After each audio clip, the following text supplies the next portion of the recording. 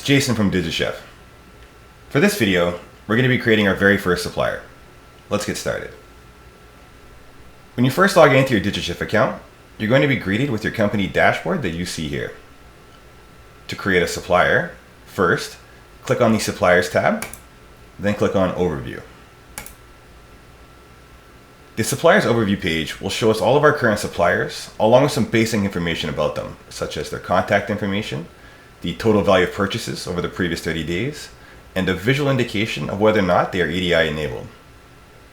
As you can see, this is a brand new account, and we don't have any suppliers made yet, so let's click on the Create button in the top right corner to continue. The first option you'll see when creating a supplier is Electronic Invoice Integration tab.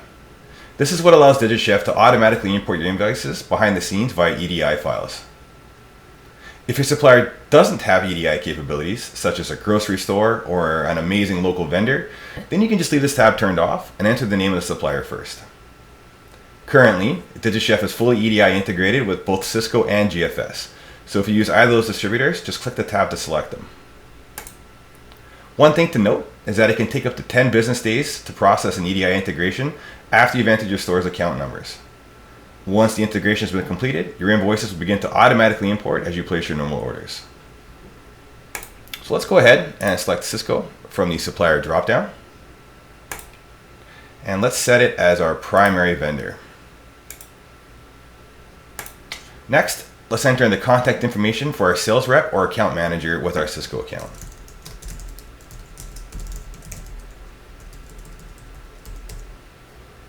Excellent. Once we're finished with contact information, let's click on the Save icon in the top right corner to continue. Now we're almost finished. The final step in setting up our first EDI supplier is by providing DigiChef with the account number for that distributor. So we'll want to enter the number associated with the distributor we selected in the previous step, which for us was Cisco. Now obviously we're just going to put in a random number here. It's just a demo account. Once we're done, we click Save. We get a visual indication that it worked. And now let's click Finish in the top right corner. That's it, we're done. Now that we've finished creating our first supplier, we've been taken to their individual supplier dashboard.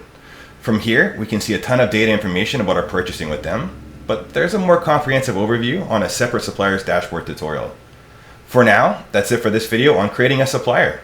I hope you enjoyed learning how easy it is to set up a supplier in DigiChef, and as always, if you run into any struggles along the way, don't hesitate to reach out to us at support@digichef.co and we'll be happy to help. Thank you very much.